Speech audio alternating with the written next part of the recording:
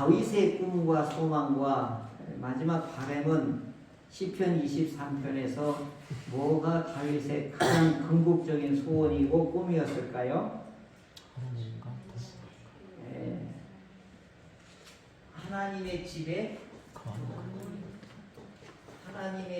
사는 것이, 이게 다윗의 이게 영원한 이게 꿈이라고 해요.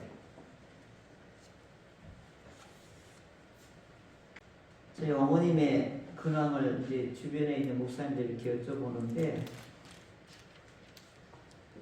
어느 목사님이 그 어머님에 대해서 이렇게 얘기하시더라고요. 그 어머님이 병상에서 돌아가시질 않는 거예요. 그래서 이 목사님이 결단을 하셨대요. 이제 병상에 가셔서 어머니, 이제는 아들에서 벗어나세요. 그리고 하나님 품에 안기세요. 이제는 이 땅에 이제 소원을 두지 마세요. 아들에게도, 가족들에게도, 자녀들에게도 이제 하나님의 영원한 품에 그 기쁘고 영생 복락에 들어가시지요. 그리하고서 어머니 손잡고 기도하고 그랬더니 바로 돌아가셨다고 그러시더라고요. 나보고 뭐라고 하는지 알아요? 그렇게 하라는 거예요, 나보고. 그래서 알았어요 하고 말았지. 이게 지금 3개월이 지나니까 어머님에 대한 것이 무감각해지는 거예요. 이게 인간이에요. 뭐 긴 병에 효자 없다는 우리 속담이 그냥 나오는 건 아닌 것 같기도 하고, 그리고 그렇게 누워있으면 살아가는 의미는 하나도 없어요. 본인한테도 그렇고 가족들한테도 그렇고. 이게 참 의학의 힘을 빌어서 오래 견딘다는 것이 진정한 의미가 뭘까 다시 한번 이렇게 이제 생각이 돼요. 그러면서 우리는 천국, 하나님의 품, 하나님의 나라에 대해서 잘 몰라요. 가보기를 했어요. 들어가 보기를 했어요. 만져보기를 했어요. 가서 구경을 해봤어요. 모른단 말이에요. 다만 뭘로만 알고 있는 거죠? 지도만 보고 천국이 있다는 거, 천국이 이렇다더라 라고 하는 거만 아는 거지. 사도 바울처럼 1층천, 2층천, 3층천 가서 놀라운 것을 다 경험하고 체험하고 오면 확실하게 얘기할 수 있지만, 오늘 우리 천국이 있다는 걸, 지옥이 있다는 걸 뭘로 알 수 있는 거지요?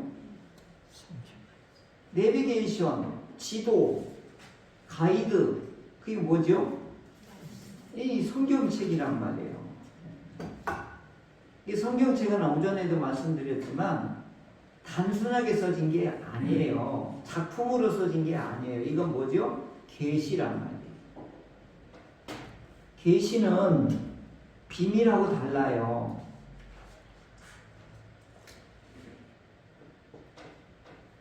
계시와 비밀의 차이가 뭐냐면,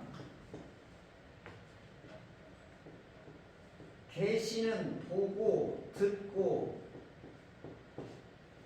다 만져봐도 모른다는 거예요. 그런데 비밀은 뭐예요? 보여주면 다 알아요.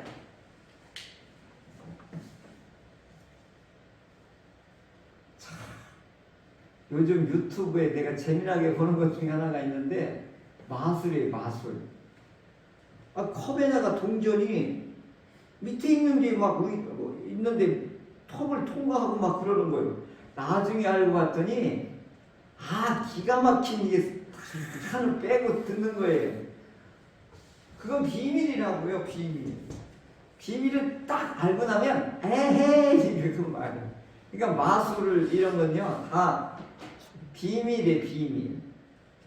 그러니까 그건 노출되는 순간 그 사람은 끝나는 거예요.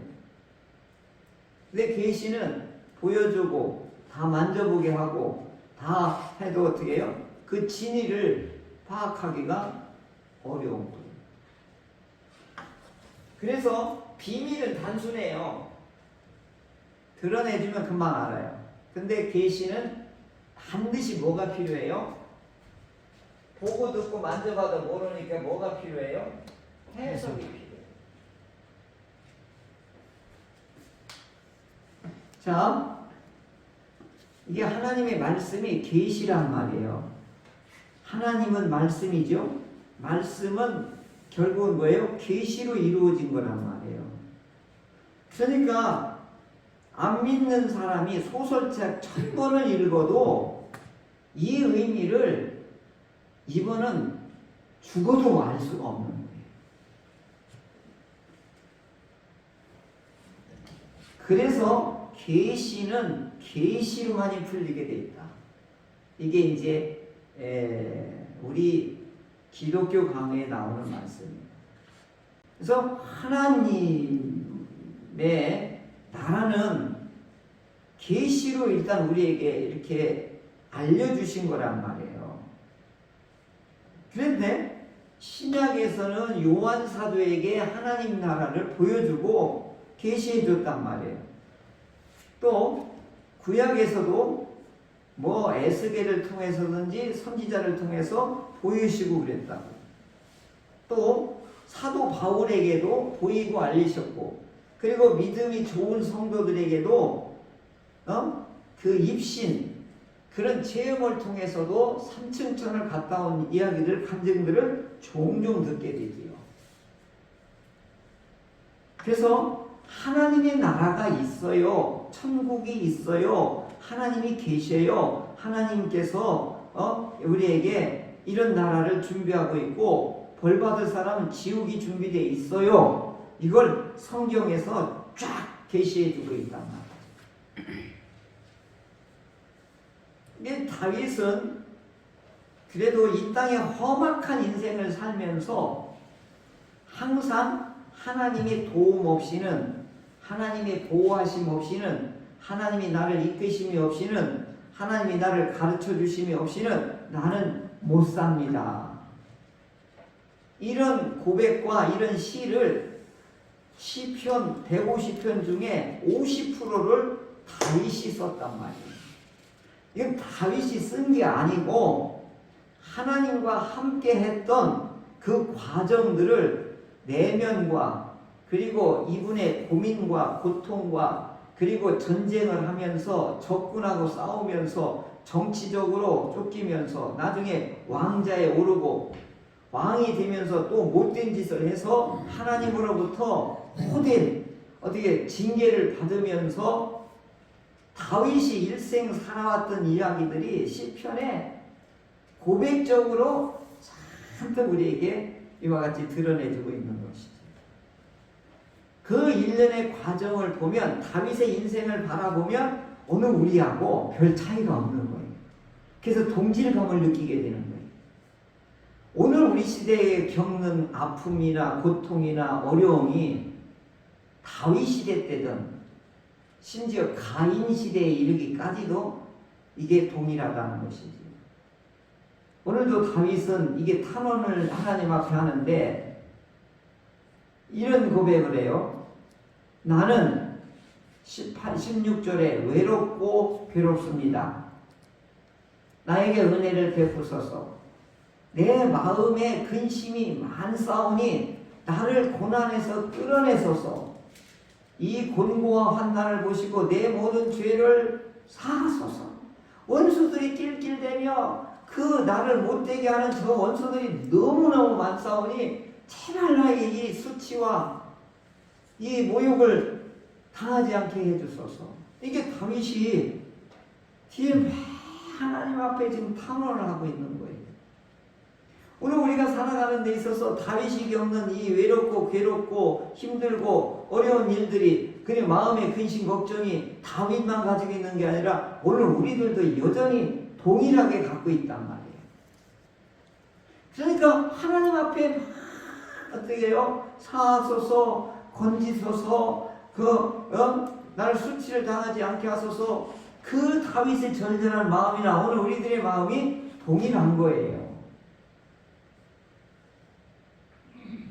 그러면서 다윗은 평생의 소원이 뭐냐면 하나님의 집에 영원히 사는 거예요.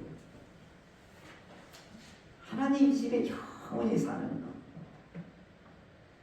이게 참으로 놀라워요. 다윗에게 하나님의 천국에 대해서 다윗이 느낄 수 있는 감지 능력이 있었는지 영적인 그 감화력이 얼마나 많았는지는 모르겠지만 다윗은 이미 하나님 나라에 사는 것이 영원한 소원으로 꿈으로 갖고 있었다는 게 놀라운 거예요. 오늘 우리들은 신약 성경에 하나님의 나라가 이렇게 막 묘사를 아주 그렇게 기가 막히게 해놨는데도 힝 하고 무시를 해버려요. 안 믿어요. 그냥 버려버려요. 그 요즘 애들 말처럼 뭐예요? 개무시하는 거예요.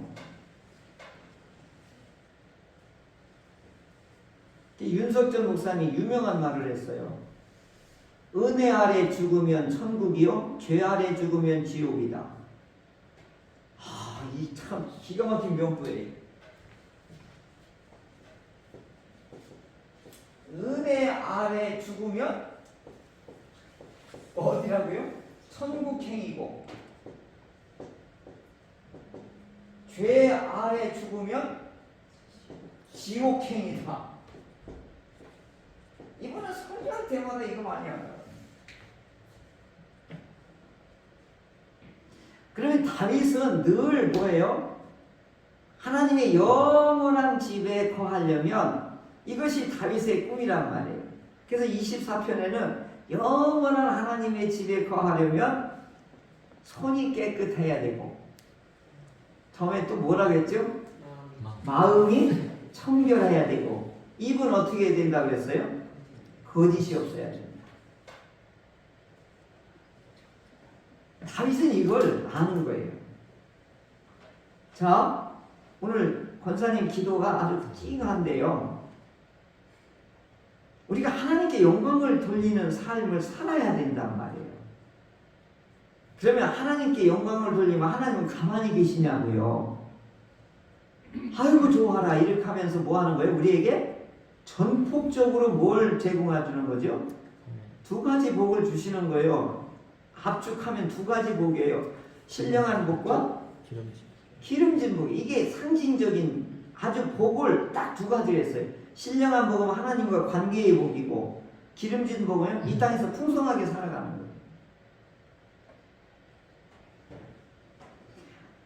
그래서 하나님께 복을 받고 하나님의 영원한 집에 거하려면 하나님의 헤세드와 긍휼과 그 다음에 이 복을 받는 비결이 다윗은 이렇게 표현한 거예요. 손이 깨끗하고 마음이 청결하고 입술이 거짓이 없어야 됩니다. 2023년은 대전충현교회와 수와 양예성은 작아요. 누가 봐도 작아요. 근데 하나님은 이걸 작다라고 안 하고 거룩하다고 그래요. 이게 중요한 거예요. 크다 작다라고 하지 않고 하나님은 뭐라고 한다고요? 거룩하다라고 하시는 거예요. 하나님이 우리를 뭐라고 보느냐가 중요한 거예요. 많이 모였다, 재정이 넉넉하다, 이게 중요한 게 아니고 뭐가 더 중요하다는 거예요? 하나님이 보시기에 거룩하다가 더 중요한 거예요. 그래서 이런 책이 있어요. 작지만 강한 교회, 이런 것도 있어요. 거기에도 똑같은 개념이에요. 거룩성이 있느냐가 중요하다는 거예요. 그러면 하나님께 영광을 돌리는 거룩성이 뭘까요? 하나님 앞에 영광을 돌리는 거룩성이 뭘까요? 오늘 다윗이 말한 세 가지예요. 손이 뭐예요? 깨끗한 거예요. 그 다음에 뭐죠? 마음이 청결한 거고, 세 번째 뭐예요? 거짓. 네, 요 조동아리가 요게 정직해야 되는 거예요. 그래서 이제 25편에 이제 뭐가 나오냐면, 나의 영혼이 주를 우러러 동하이다. 이렇게 이제 시작하죠. 이제 이 다윗은 주로 무슨 시가 많냐면 탄원이 많아요. 이게 이제 문학 장르로서 신학적으로 구분한 건데 하나님 앞에 때를 쓰는 게 많다 이 말이에요. 그게 뭐냐면 가끔 저기 이마트니 어디에 가보면 장난감 가게 앞에서 망나니처럼 막 들어넣어서 우는 발버둥 치는 아이를 가끔 봐요. 저거 사달라 이거예요. 저거 사달라고. 그게 때를 쓰는 거거든요. 엄마한테 엄마가 사줄 거라는 걸 어떻게 하는 거예요? 때를 쓰면은 사줄 거라는 걸 아는 거예요. 이 아이는. 다윗이 이게 탄원시라고 하는 거는 때를 쓰는 기도예요. 그런데 때를 쓰는 이 기도에는 반드시 뭐가 있냐면 확신이 있어야 됩니다. 하나님에 대한 뭐예요? 관계가 확신이 없으면 이 때를 못 쓰는 거예요. 왜 금식을 하죠? 하나님에 대한 확신이 있으니까 금식하는 거예요. 나 죽을 테니까 하나님 응답 안 하면 나 죽을 테니까 반드시 응답해 주세요. 이 금식일만큼 강력한 때에 쓰는 게 어디 있냐고요.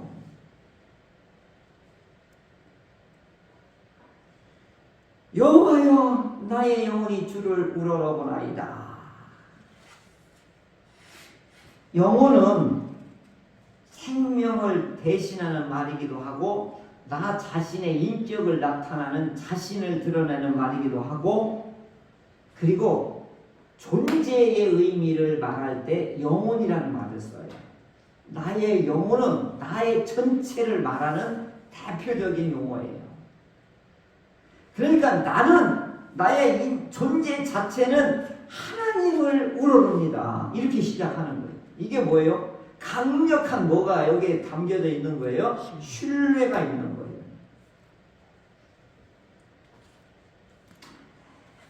바라본다라고 하는 말이 카바, 티크바 이제 이런 말이 있는데요.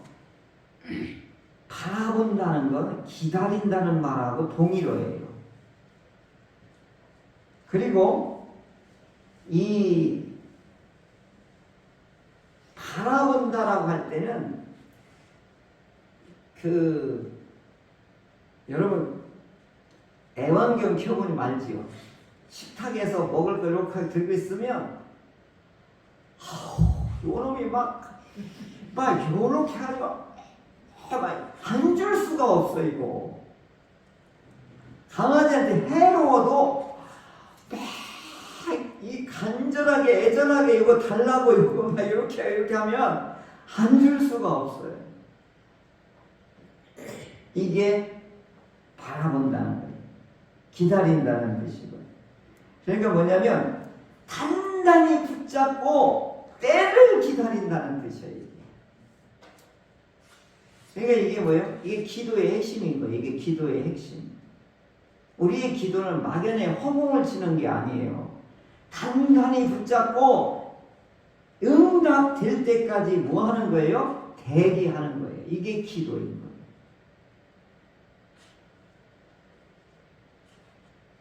그 여리고성 할 때 그 기생 누구죠? 라합? 그때 그 창문에다 뭘 걸라고 그랬죠? 붉은 줄을 묶으라고 그랬잖아요. 이 붉은 줄이 뭐냐? 오늘 여기 말하는 바라본다는 뜻이에요. 그러니까 뭐냐면 당신이 이 여리고를 점령하고 우리를 쫓아가게 할 때 우리를 구원해달라고 하는 이 바람이라고 하는 붉은 줄이라고 하는 것이 놀라운 메시지가, 소망이라는 메시지가, 구원이라는 메시지가 그 붉은 줄이라고 하는 거에 상징적으로 나타나는 거예요. 신들러 리스트인가요? 그 영화에 전부 흑백 영화잖아요. 나치가 600만 명을 막 학살할 때에 그 메시지를 구원해 주는 게 신들러 독일인이잖아요. 그분이 자기 돈을 주고 이 유대인을 꺼내내는 거잖아요. 건져내는 거잖아요.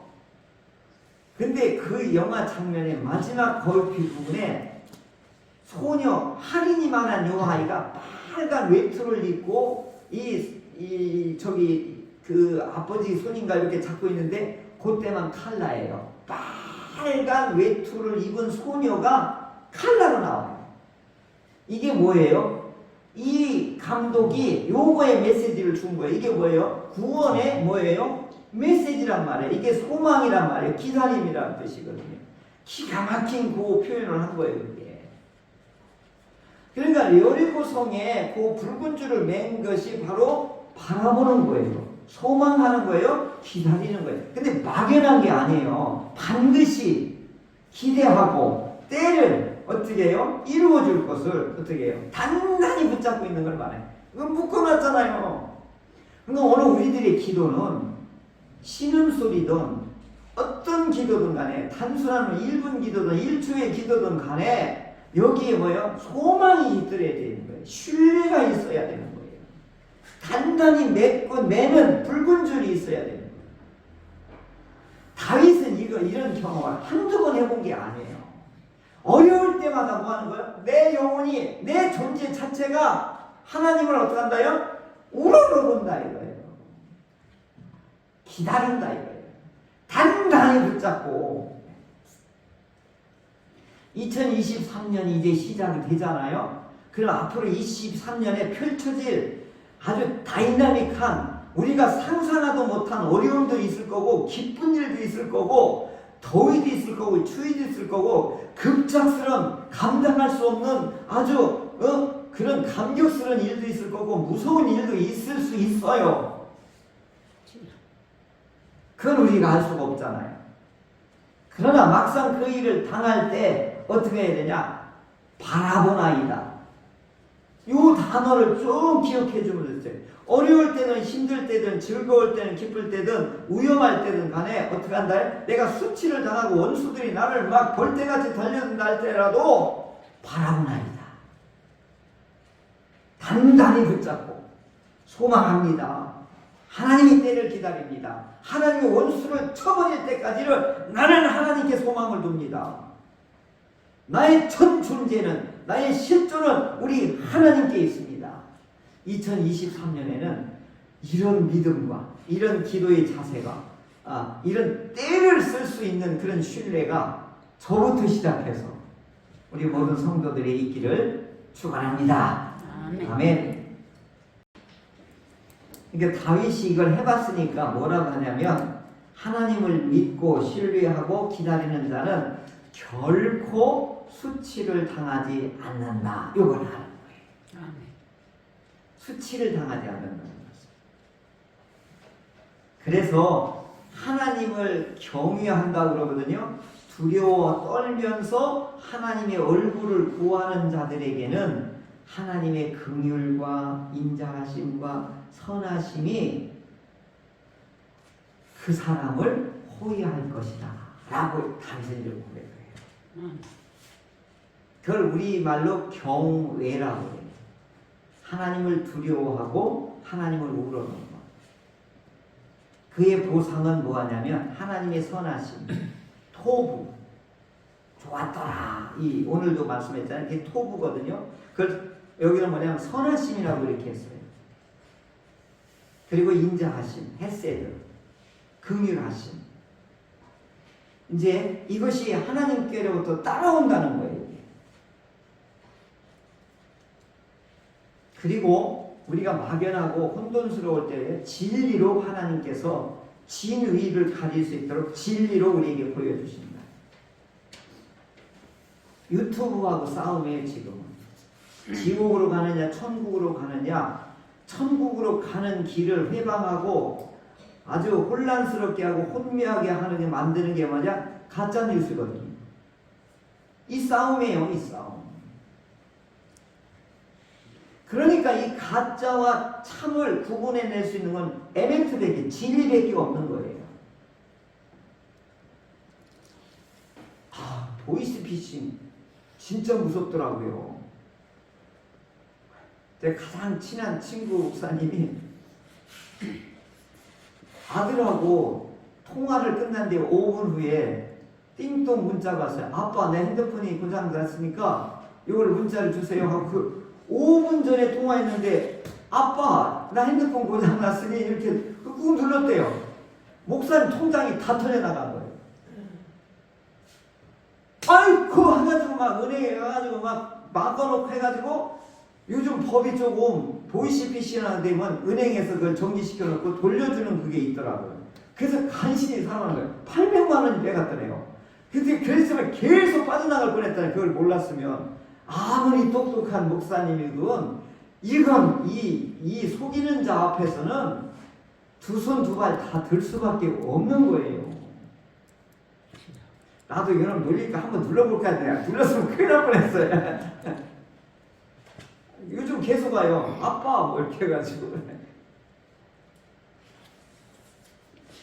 그러니까 참과 거짓을 구분해낼 수 있고 기준 삼을 수 있는 건 에메트, 진리로 하나님을 경외하는 자에게 하나님께서는 자비와 긍휼과 진리로 이와 같이 선하심으로 하나님의 백성을 자녀를 어떻게 이끄시고 보호하시고 돌보신다는 다윗은 이게 확신이 있었다.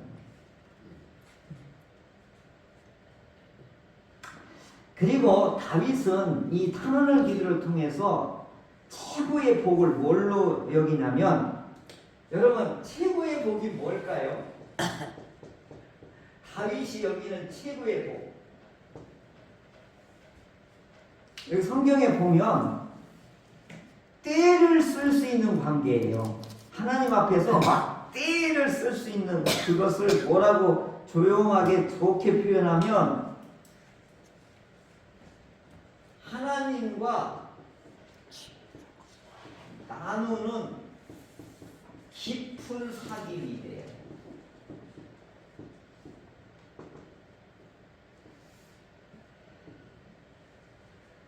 최고의 복은 뭐라고요? 하나님과 나누는 깊은 사귐. 우리가 식상하지 않는 표현으로 말하면 이 표현이 좋은 것 같아요. 하나님과 깊은 사귐. 여러분 누가 가장 좋은 사람이에요? 깊은 나눔을 가질 수 있는 사람이 친구예요. 엄마 아빠하고도 나눌 수 없는 것이 뭐예요? 친구하고는 나눌 수 있잖아요.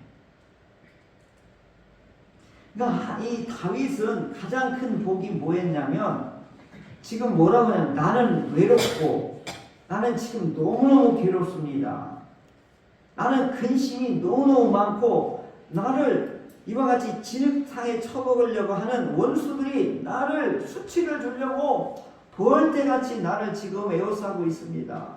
하나님 어떻게 해야 돼요? 하나님 나를 건져내소서. 하나님 나를 보호하소서. 이게 다윗이 이거예요. 깊은 사귐에 탐험, 때를 쓰고 있는 거예요. 이 근거에는 반드시 뭐죠? 하나님에 대한 다윗은 뭐가 확신이 있는 거예요? 나의 아버지라고 하는 확신이 있는 거예요. 그러니까 오늘 2023년에 저도 그렇고 우리 성도 여러분들도 그렇고 하나님이 나의 아버지시라고 하는 이 깊은 이 신뢰의 관계가 참으로 새 동아줄보다 더 단단하다고 하며 어떤 거칠은 파도 앞에서도 흔들리지 아니할 것입니다. 아멘. 그래서 여기 다윗은 뭐냐면 종이 상전의 손을 바라보듯이 나는 주님을 바라보나이다 이렇게 얘기했거든요. 오늘 연말 되면 모든 회사에 다니는 분이든 관직에 있는 분이든 간에 다 누구 손을 바라보고 있어요? 자기 상전을 바라보고 인사권자의 뭘 바라보고 있는 거예요? 사인을 바라보고 있는 거지. 옛날엔 종은 주인이 옛다 이렇게 던져줘야 먹을 수 있었거든요. 근데 다윗은 하나님의 손만 바라보는 거예요. 옛다 이거. 그러면서 하나님은 성실과 정직으로 나를 보호하심을 나는 확신합니다. 그러므로 갑자기 22절에서 다윗이 확 바뀌어버려요. 한번 22절 한번 읽어볼까요?